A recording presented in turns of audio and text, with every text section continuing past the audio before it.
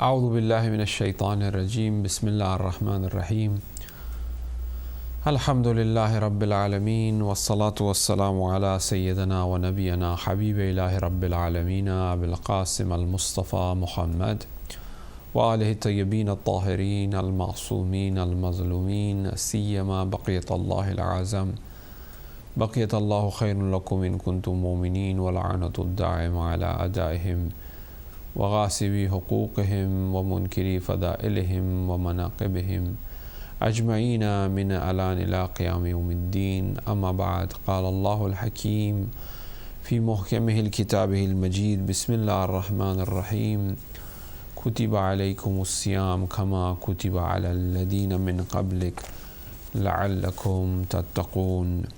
And also in another verse, Allah subhanahu wa ta'ala says that شهر رمضان الذي أنزل فيه القرآن هدى للناس وبينات من الهدى والفرقان. صدق الله العلي العظيم. السلام عليكم ورحمة الله وبركاته. تقبل الله أعمالكم. May Allah subhanahu wa ta'ala accept all your fast, your prayers, your recitation of the Quran. We are trying to look at the fragrance of paradise in the month of Ramadan. We are trying to point out to the rights that this month of Ramadan have on us.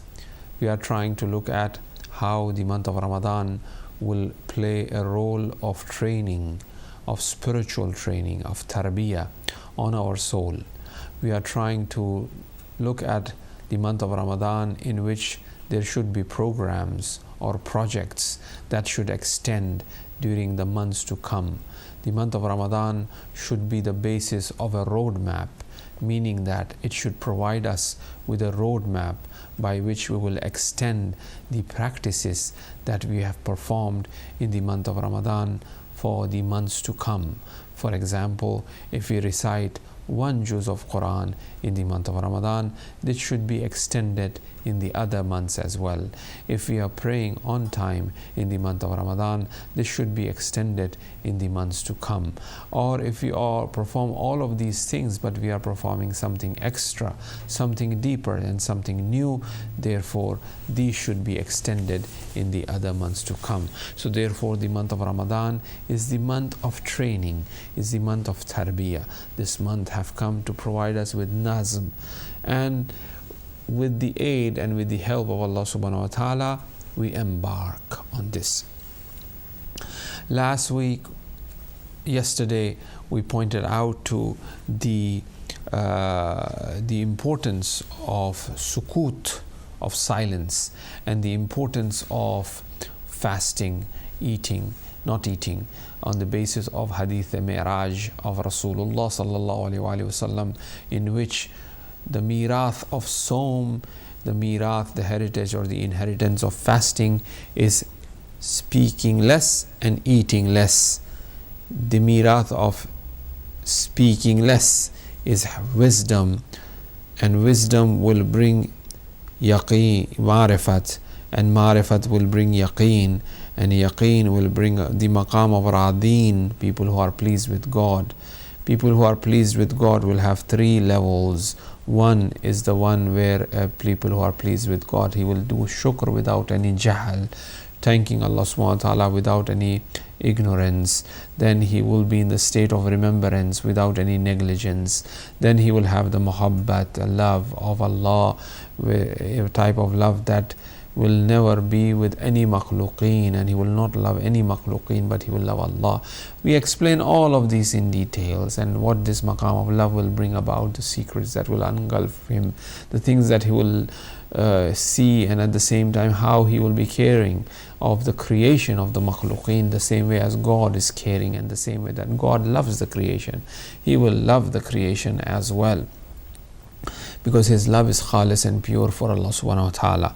So we pointed all of this out, and we stopped at a point where we said that the month of Ramadan is the month in which the Quran have been revealed, and the Prophet in the Khutbah Shabaniya also points out to that a person who recite one verse in the Quran, it is as if he is finishing the whole verse of the Quran. Shahru Ramadan alladhi unzila fihi al-Quran. It is the month of Ramadan in which God have sent the Quran. Now let's look at the value, have some a bit of reflect upon what Quran is, right? The marifat, so that we approach the Quran in that fashion. And there are certain adab, etiquettes of Quran, like recitation, for it to be proper and to have that effect and ta'thir in us, to change us. Right. First and foremost, in a very brief manner, let me tell you that the haqiqat hasti, which means that the reality of the existence, if you rewind it, if summon this up into one nukta, into one point, and that is Quran. If you want to unfold the creation, unfold the reality that is around you, that has been happened in the past and that will happen in the future, that nukta and that point is the Quran. So that is Quran. The whole of creation is in the Quran. The manifestation of realities that are out there is the Quran. That is the truth, and that is what Quran is. Have we forgotten the importance and the ahmiyat of Quran, where Ali ibn Abi Talib alayhi salam says, Ana Quranun natiq. I am the Quran natiq. So this Quran that we have, with us is the Quran, where Ali is saying, Ana Quranun natiq. Right? Ali alayhi salam is the Quran natiq. Ayatollah Bahjat mentions this. It's very beautiful. He says that, do you want to see Imam Zaman? Do you want to see him? Go take the Mus'haf. The Mus'haf, the Quran. Looking at the Quran is like looking at the face of Imam Zaman. That's what it is. He says that we try to get ourselves busy with certain adhkar, certain zikr, certain things. Haqiqat is very simple. Reality is very simple. We don't have to go in circles. You want to see the Imam of our time? Go pick up the Quran, look at the Mus'haf. Looking at the Quran is looking at Imam Zaman. Ali alayhi salam says, Ana Quranun natiq. Ali is the Quran. Wal Quranu ma'al Ali. Wal Quranu wa Aliul ma'al Quran. Quran is with Ali and Ali is with Quran. Haqq is one of the names of the Quran, isn't it? Ali al-Haq ma'al Haq wal Haq wal ma'al Ali. Isn't it so? Right? They are one. Ahl Bayt and Quran are one. Right? So the importance of Quran is that. So we, as the follower of Ahl Bayt, as the lover of Ahl Bayt, of the lover of Imam Mahdi, Adrikni, we say, we ask for help from Imam Mahdi. Taking help from the Quran is taking help from Imam Al-Asr alayhi salam. We say, As-sa'a, as-sa'a, as-sa'a, al-ajal, al-ajal, al-ajal. We have the Quran. We have the Quran. Now, with this Quran, we can really come to a deeper understanding, of Allah subhanahu wa ta'ala, of Imam himself as well, right? So that's Quran for us. So we have the ma'rifat of the Imam, we have the knowledge of the Imam, we have the love of the Imam, and here we have the Quran. So therefore, when I have that inner connection and love and value, and I also say that, if Imam says this, and I will perform that, and I believe in that. Now, Imam is not present in front of me to say something, but I have the Quran and it is saying something to me. Why don't I practice that? Right? So now, Quran is of that value. And that is why, La yamassuhu illa al-mutahharun. Those only who are pure, they will be able to understand, must touch the Quran. Right? They will be able to touch the Quran. Yeah. So that is the azmat. Quran is something tibyanan likulli shay. Everything has been mentioned in the Quran. Tibyan, an explanation. Likulli shay. God doesn't have ta'aruf or takalluf or propagate or exaggerate. He's saying Tibyanan likulli shay is an explanation of everything in the Quran. O Muslims, O lovers of Ahlul Bayt, why have we made ourselves far from the Quran? For myself I'm saying that I am reciting this every day, then I should recite this every day also, not only in the month of Ramadan but either in other months as well, right? La ratbin wala yabisin illa fi kitabin mubin. There is no rat, there is no yabis, there is no knowledge of the mabda' and ma'ad that is there, but it is dependent upon the Quran. It is fi kitabin mubin, it is in this book. That is what the Quran is. So make sure, as the month of Ramadan, as the Prophet says that, oh people, it's a special invitation for you, and the special invitation is highlighted by your breath, by your breathing being tasbih, by your sleeping being ibadat, by one verse of Quran. It is as if you have finished the whole Quran. So much of reward for a person. Right. Now, how to really do tadabbur, how to really approach the Quran. Now, tadabbur, contemplation is very much needed for the Quran. And we have to reflect. When we say that in Surah Waqi'ah, أَفَرَأَيْتُمْ الْمَاءَ الَّذِي تَشْرُبُونَ, do you not really see the water that you are drinking? So it should not be taken just this ma as water, but reflect this water. Purifier, what this water do to you, to the earth, to the bodies, to as it descend from the heaven. That reflection on the creation of Allah subhanahu wa ta'ala through these ayat, through these signs, and try to reach to a point where a person is able to see, because God says that there are ayat in the afaq and in the anfus, hatta, till the haqq comes apparent to you, and haqq is God. So there's Quran, as we said, if you shrunk the whole Quran, if you rewind the whole Quran, if you basically rewind the whole creation, hasti, it goes back to the Quran and opens up, it becomes the Quran. So there are ayat which are outside, and there are ayat in the Quran. There are ayat within us. Hatta yatabayyana lahum haqq, until that tabayyun, that explanation, or it appears to you that Allah is haqq. It's a truth, isn't it so? So therefore, Quran is that, and it says that you have to reflect and do tadabbur in that fashion, where Imam as-Sadiq alayhi salam says that ma ra'aytu shay'an illa wa ra'aytu Allah qablah wa ma'ah wa ba'dah. I haven't seen a thing there, I have seen Allah before, after, and with. This is the vision which the Ahlul Bayt alayhimus salam want us to reach. Especially the month of Ramadan will help us to do that. The Quran will help us to do that. Approach the Quran with utmost sincerity. Make wudu.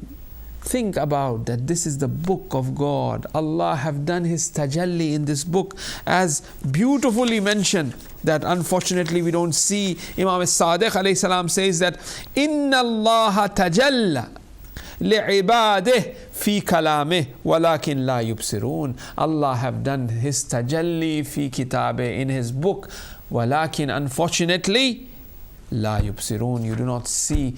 Why are we so far and with so many veils in front of us in order to understand the Quran? Where are we going wrong? What is happening and why? Malik Jawad Aghay Tabrizi, the text that we are following, he kind of points out to certain elements or aspects or the reasons that we may have in order to become, or the reasons for us to not to understand the Quran. Mawani fahm Quran, he says. He says one of the reason could be taqeed, which means that precisely just focusing upon the outward rules of tajweed. If somebody is overwhelmed by the diqqat, by the little focus, little things, to the preciseness just on that, on the how to recitation it should be, then that could become a problem for focusing on the deeper meanings.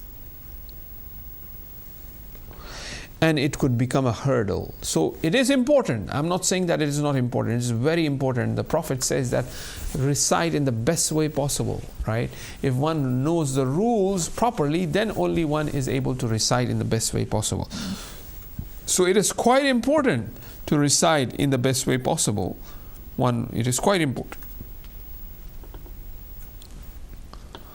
But it is also important to really understand the maqsad, the purpose of it. Number 2,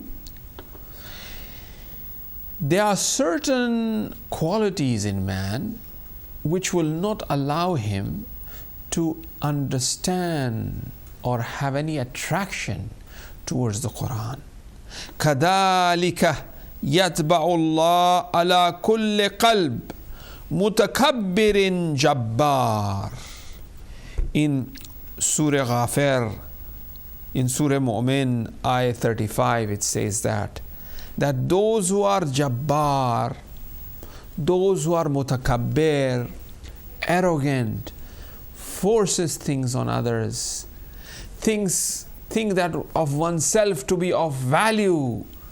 There are different levels of arrogance. There are different level of a person thinks that he is proud of. Maybe he is a scholar, maybe he is an alim, maybe he is a doctor, maybe he is an engineer, an entrepreneur, whatever that person may be.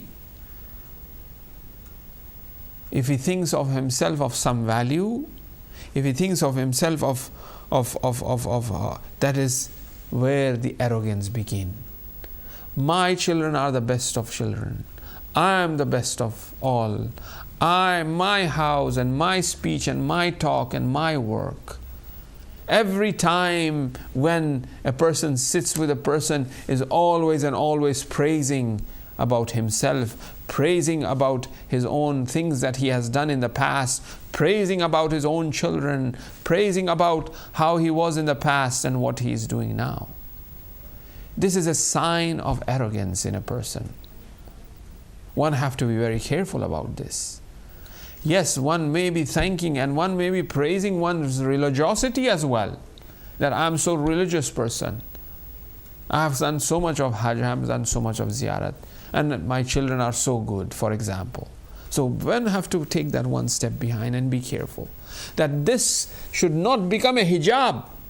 This should not become a hurdle, a covering for me to really understand. Obviously, this goes on the higher level of those who are mutakabbir, those who are proud of oneself, those who think that my way or highway, I don't understand, so this means that this book I don't understand it.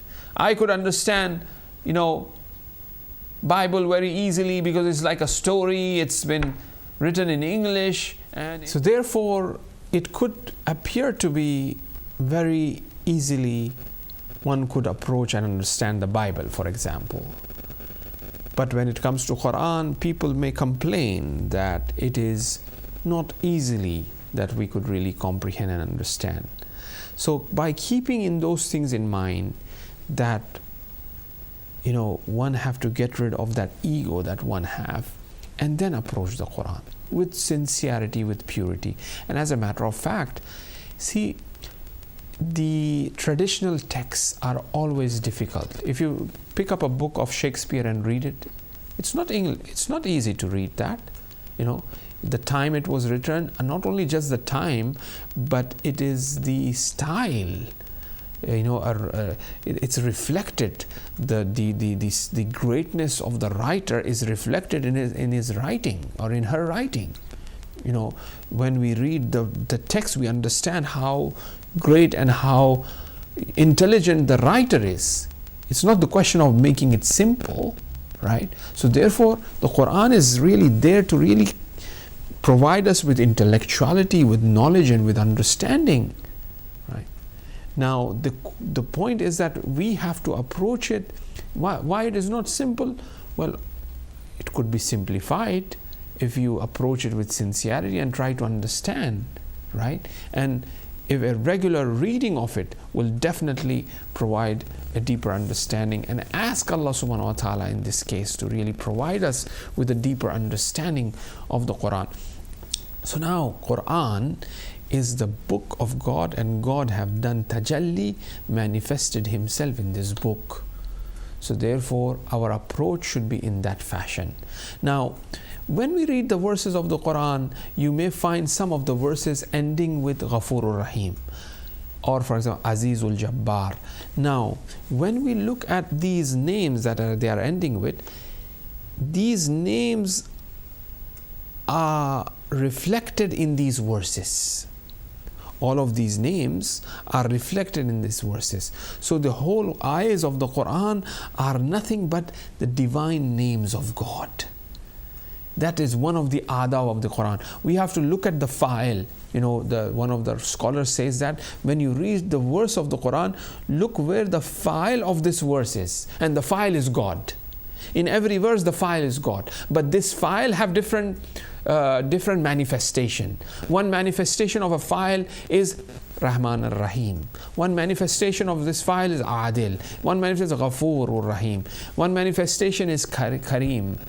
Right? So some of the ayahs that are ending is pointing out to that name of that file. Some of those verses are not pointing out to, but it is me who have to approach the Quran in that fashion and try to reflect. So when a recitation of the Quran is going on, or when I am reading it, I have to empty my mind.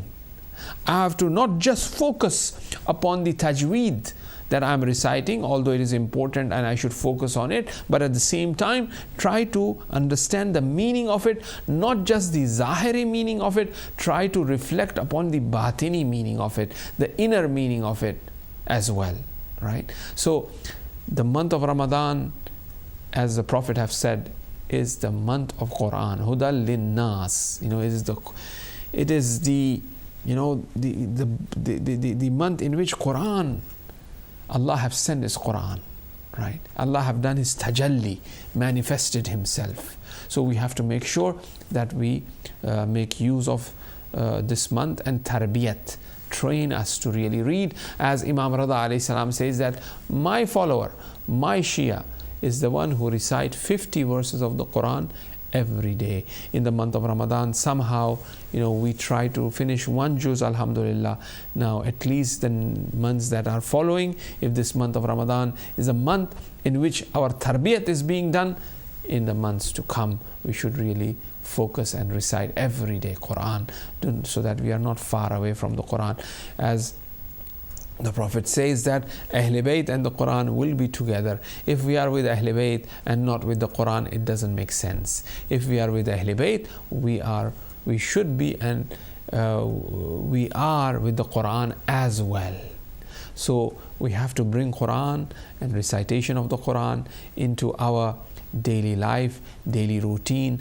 Our children, for marhumin, reward should be sent. Quran should be recited. Before sleeping, Quran should be recited. They say Imam Khomeini, when he was in Najaf, every time he wakes up, he will recite the Quran.